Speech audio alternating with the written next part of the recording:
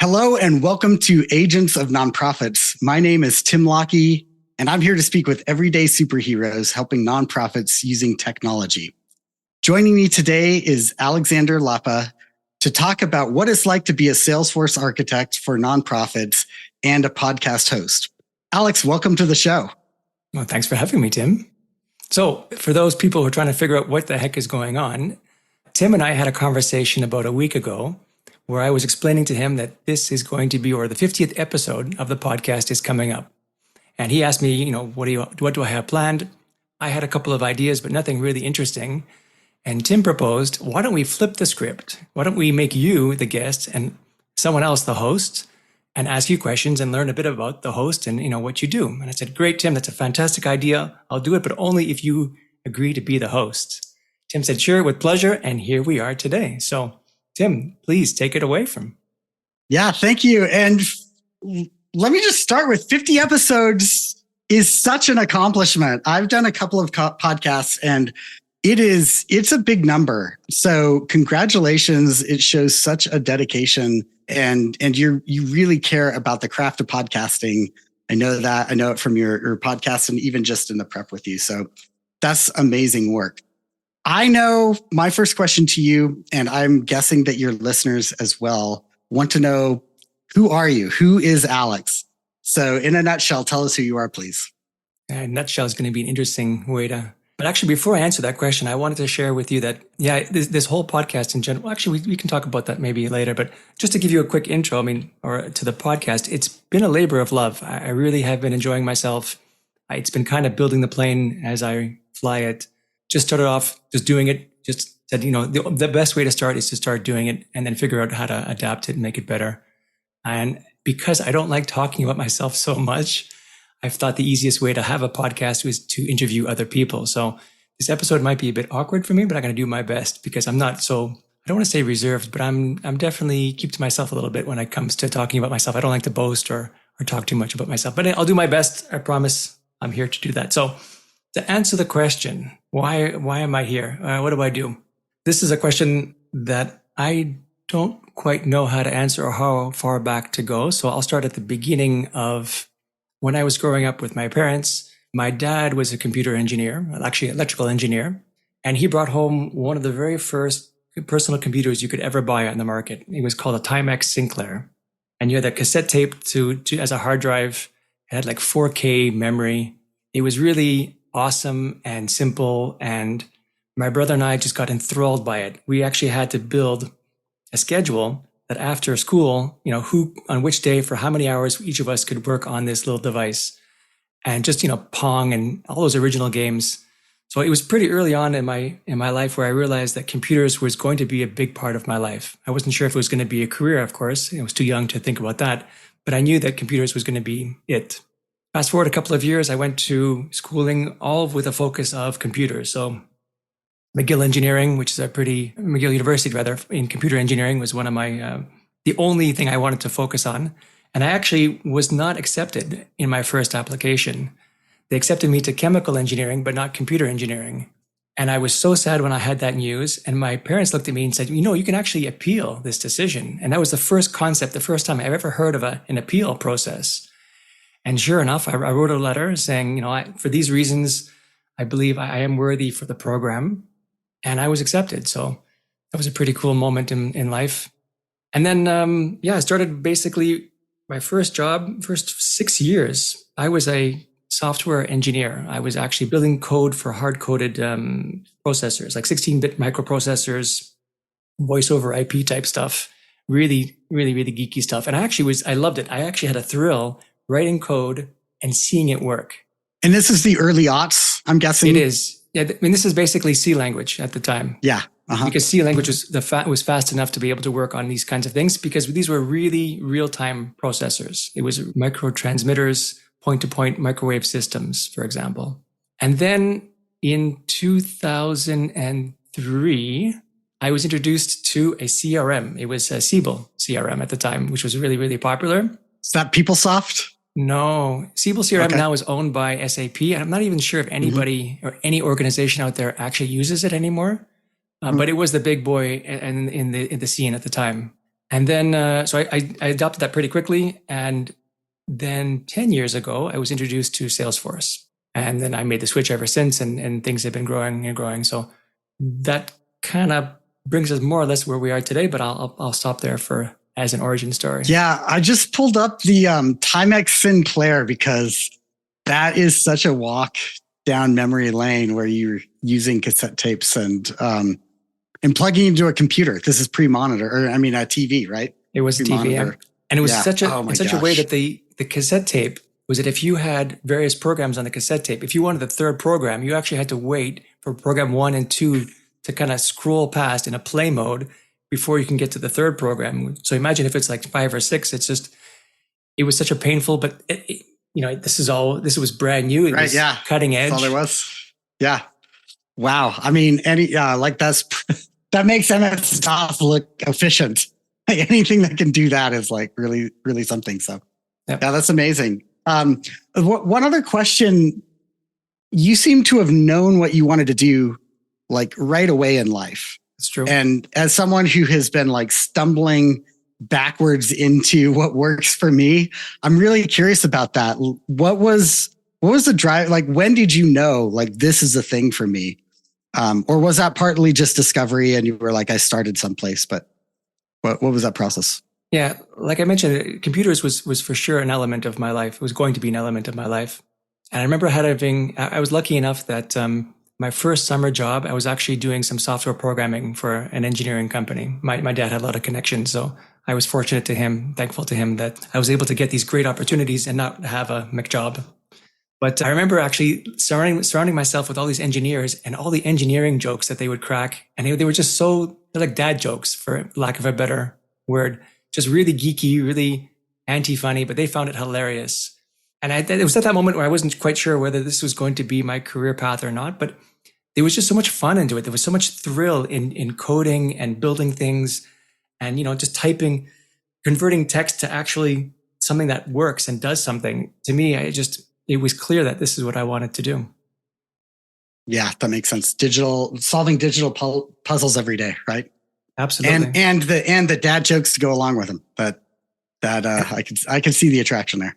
And it's also very binary in the sense of it's not based on emotions or gray feelings. It works or it doesn't work kind of thing. And I really like that kind of absolute certainty in the workplace.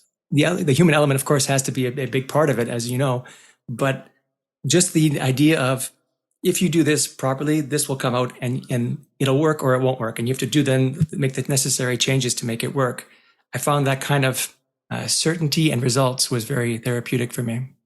Yeah, I like the accountability of it works or it doesn't. And you're right. I focus in my work a lot on the human side. And one of the things I say is base code of humans is belonging and the base code of technology is all true false. It's accuracy based. And and it needs to be that way. Like it can't, there cannot be fuzzy language in that nested if statement of binary code, right? So I think that's really interesting. Next question, podcasting. So I love your podcast. I'm curious, how did you decide, okay, I'm going to do this podcast and I'm going to focus it on, agents of nonprofit. And I think that's a spinoff on Marvel. Am I right on that? Yeah.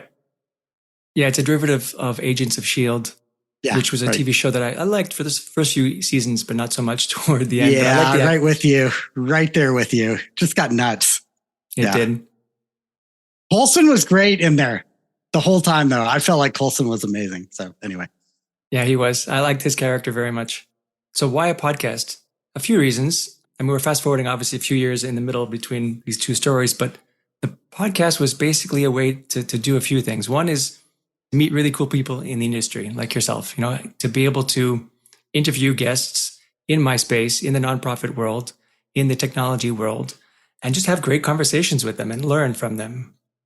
Then it's about getting them and their expertise and their knowledge and being able to share that with an audience. It is a type of marketing tool as well. It's a way for me to promote myself without being or feeling like I'm too markety or used car salesman type of thing. So be able to spread the word of what I do in some kind of indirect way, at least. And the last one is to practice speaking. Speaking has always been a challenge for me. I get very excited and I start swallowing my words and I don't pronounce certain words properly, which I'm sure I'm even doing on this particular episode. And it's a constant struggle for me. I have to consciously slow down and purposely pronounce my words carefully. And my wife always tells me, slow down. So it's a way to practice that as well. Good on you. And I don't think a lot of people know this, but I get pretty severe stage fright and camera shyness as well. And so I relate to that a lot. In fact, last year I took an online course on speaking called Speak Like a Leader by Nausheen. And yeah, I totally get that. So, and thank you for doing this podcast. I was one of your guests last year and was like, wow, this is amazing, and really excited to see that that's happening. One more question about you, and then we're going to dive into the Salesforce world, but you're a digital nomad. And I think that I have a lot of curiosity around that. I'm about to become an empty nester. And so for the first time in like 22 years, I'm looking at like an open-ended question, and my work is remote. So I'm curious, what is it like to be a digital nomad? How did you start doing that? Tell us more about that. This is definitely a passion of mine. So the origin of it goes back quite a few years, actually, in that the mother of my mother, so my grandmother and her husband, traveled to more than 160 countries in the world. And they have like this little doll collection. They collected these wooden dolls with the authentic traditional dress from each of these countries, which my mom now has in a huge showcase at home. So I think I've got the travel bug in me from a very young age. My parents travel quite a bit as well. And I started traveling late in life. I was only around 23 or 26, actually, when I started traveling. But once I started traveling, it was very difficult to slow me down. Constantly looking for cool places to visit, all around the world. I mean, at this point, I'm more than 50, close to 55 countries, 6 continents. And it was maybe 20 years ago now. I'm looking back, I'm getting old. So about 20 years ago, I realized even though I love Montreal because I was born and raised in Montreal, the Montreal winters really do suck. They are not pleasant. Oh my gosh. Yes. And these days it's like lasagna where it's just rain and snow and rain and snow. And so about 20 years ago, I set off on this mission to figure out where else could I live? How else can I find a place to live outside of Montreal during the winters? And it took 20 years and a lot of wrong paths and a lot of backwards paddling and stops and whatnot to find the right country, the right city, the right life partner, the right career to make all of this happen. And it was actually, this is the first year I can say I've fully accomplished it. I was doing it in the past too, where I would spend winters away, or there was one point where I did a backpack trip alone around the world for 2 years, which is a whole different conversation we could have as well. Oh my gosh. I'm so wanting to get into that. No. Right. Different conversation. But yeah. So the idea is it's just setting up a lifestyle now so I chose Spain, by the way. I chose a small town in the south of Spain as a second home. We bought a place here. It's a pre-construction ready in a few months from now. We bought it last year. And the idea is we'll be spending 6 months in Montreal and 6 months in a small town next to Malaga. And yeah, just kind of bounce back and forth with a few other cities sprinkled in between, plus other trips, around North America and Europe when possible. I love Malaga. Good choice on that. I've some very dear friends that live right off the square in Malaga. So we got to stay with them. And that's amazing. One more question about it. What are the rules of being a digital nomad? Like, is that, sometimes I'm like, it's in a nice van down by the river, to quote Chris Farley, but like, what are some of the actual rules for it? I don't think there are any rules. I mean, The lifestyle that I chose was 6 months, and we own the apartment in Montreal. We own the apartment in Spain, or we will own the apartment in Spain. But there's no rules. So you could be, to your point, a van down by the river. It doesn't need to be even a nice van. The idea is just spending some portion of your year somewhere else. So I mean, I still consider Montreal to be a home base.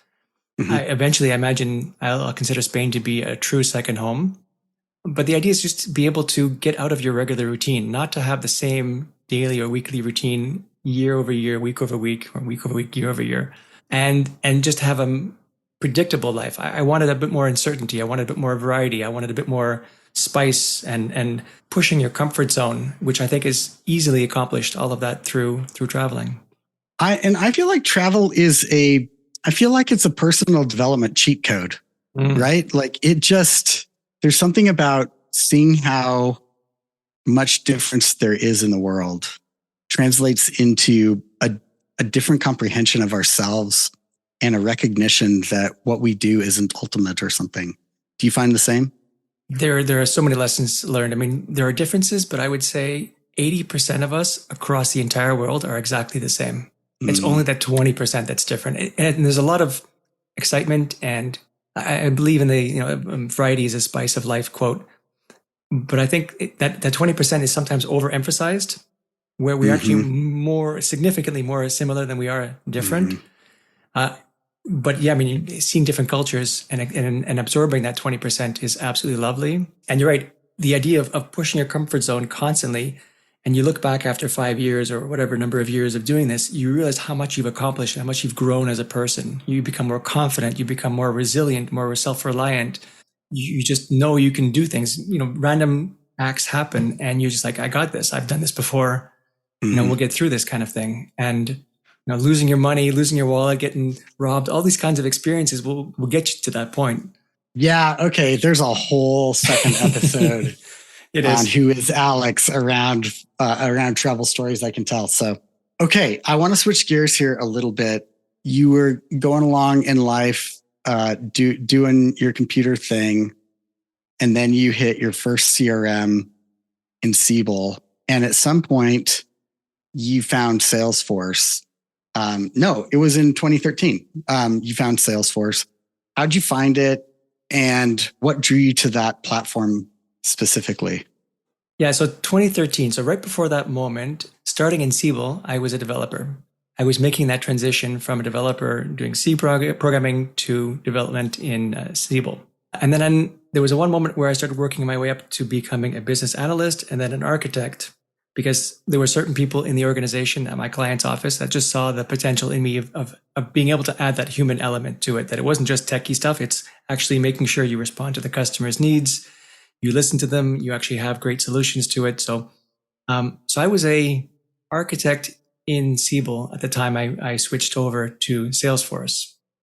And the way that happened was that it was another client, a very large media company in Canada, who was transitioning from Siebel to Salesforce. And then I had a contact there, a good friend of mine, who said, Alex, you need to come and help us with this transition.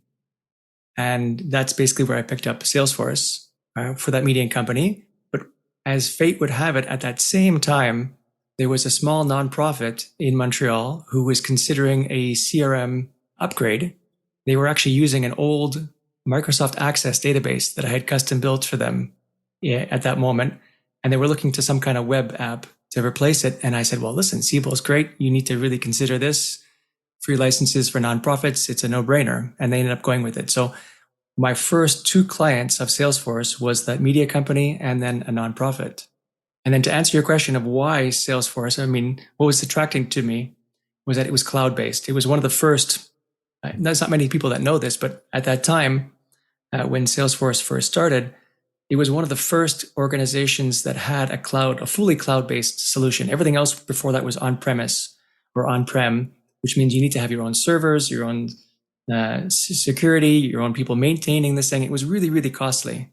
And Siebel was one of those things. Versus Salesforce, which is more of the rental subscription model, the SaaS model, was one of its first of its kind, at least one of the largest of its kind at the time. And that was really cool to be able to use something that's so powerful, so advanced, and yet just pay rent on it instead of having to spend tens of thousands of dollars on servers and so forth. Yeah, I'm glad that you brought that up. And this is one of the misnomers in nonprofits using Salesforce, is that Salesforce talks a lot about trust. And I feel like nonprofits, when they hear that, they think societal trust, they think organizational trust. And I think what's missing there is that at the time that Salesforce came out, there was a huge amount of mistrust about anything that was completely online.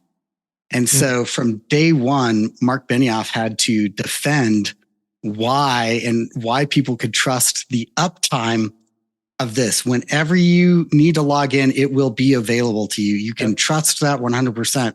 And so I think it's really critical to understand that history so that when you see, Salesforce is built on trust, that trust is in uptime. And at first, I used to be bothered by that, but that's actually really fundamental and critical to its history and what it is today. And it's almost taken for granted, but I think you worked in an era where that could not be taken for granted. And so just how important that is. Putting your credit card into an online website was unheard of at the time. Just unheard of. Just forget about it. You couldn't convince anybody to do it. So yes, building trust that this is going to be there no matter when you need it, and in full transparency too. I mean, they have a whole website, a whole web page, showing your instance of your server in the cloud up and down. If there's any incidents. So yeah, huge element of its success was trust building. And I think people didn't even understand multi-tenancy at the time, or they would have, because everybody at that time, it was all a PC world with, and it wasn't even a multi-kernel shell approach to the way that microprocessors were used for individual computing. So I think if people had heard that, I think they buried the news on that. And as people got more and more comfortable with that, they started talking more about multi-tenancy. The techies definitely cared about it, but like you alluded to, I mean, what matters most is what does it do for you, right? I think obviously Steve Jobs did it right by saying that the advertisement for the iPhone or the iPod, forget which, was basically 1,000 songs in your pocket, right? They didn't talk about the features or the bandwidth it was just, what does it do for you? And that's basically, I'm sure, what the message was for most people. Yeah, I think that's really well said.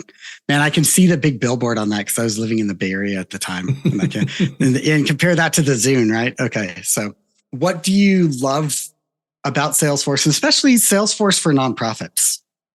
Yeah, so Salesforce, I mean, it's been the number one CRM based on their own numbers and other numbers published for numbers of years now. So they've really leading the pack. I know that they even superseded SAP in terms of cloud computing power across the world. So the ability for nonprofits to leverage and harness that technology at either free or a fraction of the cost is really impressive to me. Salesforce has updates 3 times a year. It's constantly innovating, and they give away to nonprofits 10 free licenses. So if your organization has less than 10 users, you're basically getting all this power for $0 per month. And then any license you need beyond 10 ends up being only about $30 US per month versus, I forget what the exact numbers are these days, but it's close to $160 US per month per user, I should say too.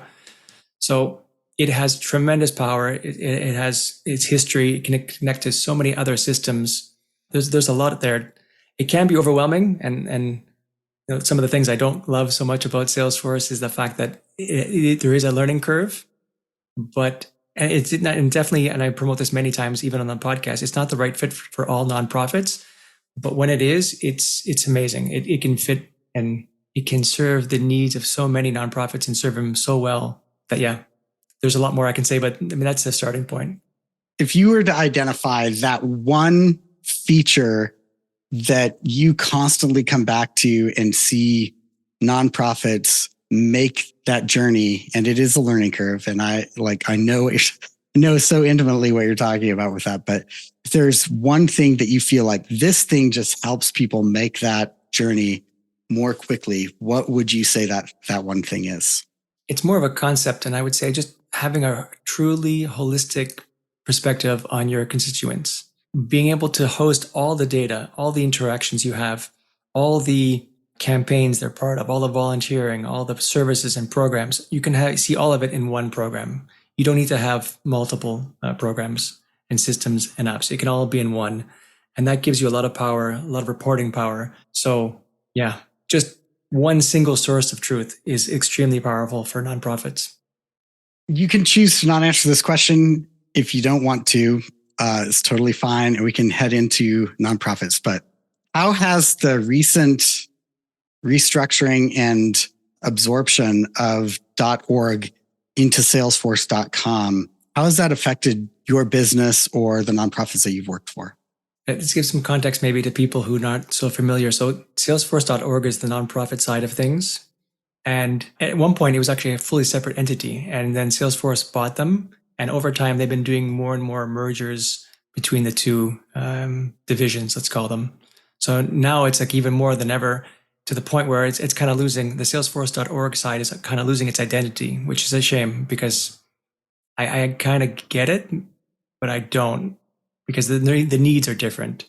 And there are other industries and verticals that Salesforce focuses on, but I find nonprofits, I would like to think that they're a special breed. I don't yet see, to answer your question, I don't yet see the benefits from a user perspective or end client.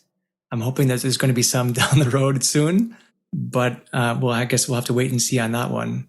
In terms of business, though, it hasn't really impacted me. The thing about Salesforce is that usually you only buy the Salesforce license from them, and then you work with a partner like myself to help you implement Salesforce. Salesforce doesn't usually, although they're changing that as well, offer too many what they call professional services to install it for you. So I'm usually brought in only once an organization has made that decision to say, yeah, Salesforce is the right choice. I'm not really part of the sales team in any capacity, although there are sometimes I do make recommendations. By far and large, the most of them have already made that choice. So by the time it reaches me, I already know what I need to do, or at least I know where I'm starting from. I don't have to worry about some of these acquisitions and mergers. Yeah, thanks. I posted something on LinkedIn last week that was making the case that nonprofits are not a different industry than for-profits, but a different economic structure, that they have inverted economies. And I think that Tracy Kronzak calls it the impact economy. And I think that's the right way to think about it. There's a profit economy and an impact economy. Right. And you work with nonprofits. And so that's what I want to focus on next. The impact economy is kind of your space here with Salesforce. Why did you choose nonprofits? So as I mentioned, my first client was a nonprofit along with a media company. So I kind of fell into it. And I kind of knew because my father was actually volunteering at that organization. So my father, I'm very thankful to my father for many things. He's opened up a lot of doors for me in my life. So he was volunteering at that organization. He was the one who even helped me build the initial Microsoft Access database for that nonprofit, and then opened the door for me to propose Salesforce as an alternative to what they were considering. So I kind of fell into it, but I, like many others I've interviewed on the podcast, once you've fallen in, it's very difficult to get out because you don't want to. And I kind of put it this way in that I can go out and I can plant trees, all day long and try to help the environment, help the community that way. Or I can take my tech skills and my knowledge and I can help organizations that plant trees and make them better, faster, stronger. So I can amplify my impact significantly by doing that as opposed to, being in the field myself. Yeah, absolutely. And I think that's more powerful than we realize. I think that the ability to multiply the effects of impact through technology are really powerful. Obviously, that's what I do as well. So I hope you're right, because if you're wrong, so am I. So there we go. And what does that help look like? So you're amplifying these impacts, either that's day to day, like what does your day to day look like? Or when you're working with a new client nonprofit, what's the engagement look like for you? To give a bit of context, the podcast that I do here is really for fun. Like I said, there's no incentive financially to do it. Most of my work does come through Salesforce projects. And either I'm doing it's like 2 or 3 things that I normally do. One is just advising either nonprofits or other Salesforce agencies on how to be better. So it's more of a coaching, mentoring, advising type of role. Or I'm doing project oversight, and that helps a lot where it's a very large nonprofit. They might have already their implementation team, and they basically want someone at the helm of the wheel just making sure the ship doesn't go off the cliff. And then the third one would be actually implementing projects within Salesforce. So either people moving from an old system into Salesforce, or Salesforce no longer works for them and they need kind of an overhaul, a refresher. I can come in and then get hands-on and upgrade them, so to speak. Yeah, those are the 3 main ways that I help. Thank you for that. If you were to give a nonprofit that is, in or thinking about becoming part of Salesforce, if you were to give them one tip on working with a consultant like yourself, what would you say they may not know, but that if they did, it would make the engagement work better for them? Not all consultants are the same. So it's very important to find the right consultant for the organization, because not everyone, but a lot of people, too many people, let's say, claim to know Salesforce and be good at it, and then come in and just make a big mess of things. And it is very easy to make a big mess of things. You need to know what you're doing. You need to have the battle scars. You need to know best practices, things to do, what things not to do. Because as someone once said, I mean, with great power comes great responsibility. And Salesforce, by being so powerful, there's a lot of ways you can do things. There isn't a right way to do things or a Salesforce way. It's more like, how do you make sure you're coloring within the lines? So picking the right consulting agency or consultant to help you is a critical factor. And obviously, there's many ways of figuring that out. References, past experiences, asking the right questions. I mean, we can deep dive into that, but that is the single most important factor, because that consultant will definitely make or break the project. Yeah, I think that's so important to understand. I'm really glad that you share that perspective, that it's not just about the choice of which platform. It is about the application of that platform as it applies to your context. And the translator on that will be that implementation partner. Yep. And so if they are inexperienced or don't understand you or don't understand nonprofits, that's where you see things like a custom object called donation, right? Right. Oh, no. Right. Exactly. Or person accounts, right? So I think that's really, really well said. And if you were to help nonprofits, now I know that this is not a marketing tool for you to get clients, but I am always wanting to see clients work with great consultants. So what type of clients should look at you? Nonprofits, obviously. What size? What would you say? Yep, this is who I should work with, or you should look at me if you fall within this kind of persona. I'm fortunate enough that at this point, I'm able to choose my clients as much as they're able to choose me. So for me, what the nonprofit does, what their mission is, what they're trying to achieve is really important to me. I want to make sure that that their message resonates with me, that I can, see myself helping and wanting to help them. These days, I tend to be on the larger side as well, just because it seems to be a better fit for Salesforce in general, but also because I do have quite a few years of experience now that by being senior, I'm able to have rates that are usually a bit higher than the average. So there has to be the budget for that as well. Large can mean a lot of things. Like help me, like how many staff and what annual revenue size does that end up looking like? There's no hard number, but let's say 5 million and up would be a good starting point. Okay, sure. The number of people doesn't really matter. The size of the change that they're trying to make. If it's a simple change, if you can get, an administrator to do it, I'm going to be overqualified for the job. If you're looking for transformational change, someone that can guide you through a very complicated project, hold your hand, make sure we get through it together kind of situation, and knowing that you can rely upon that person, that's obviously a better fit for me as well. Yeah. Alex, thank you so much. This has been great. Where can people find out more about you? Well, you can listen to the podcast, obviously, but I guess if you're hearing this, you already are. So to find more about my services, my company is Dryad Consulting, DRYAD Consulting, and that's basically a nod to my childhood. I used to play Dungeons and Dragons when I was a kid and World of Warcraft on the computer. So a dryad is a mythical creature that I thought the name was pretty cool to me. Aside from that, I actually build and have been building a tax receipting app for Canadian nonprofits using Salesforce. That space is really limited at the time. At this moment, there's only like 2 main players. And I've built something now that I'm promoting more and more. I actually got some great news right before this podcast recording. One of my first customers has signed on potentially for a very long period of time, which I'm completely emotional about and super happy about. So that is Dryad Receipting. So same thing, GRYAD receipting.com. And then also as a way to give back to the community, to the Salesforce community and to consultants like myself, I started a newsletter or an email list. It's been quite a few months now. I do it weekdays, so 5 days a week. And that is the Good Enough Consultant. So I like to think of myself as, you don't need to be perfect. You need to be good enough. And therefore, try posting some of my experience, lessons, funny stories, and a bit about how to be a digital nomad on that email list. Yeah, thank you so much for that. And I love the idea of better is best, right? And I think that that's really, really important to go for. So thanks for that as well. And thanks for joining me today. Oh, but Tim, before we go, please, because you were such a gracious host, I would love for you to mention what you do and the human stack a little bit.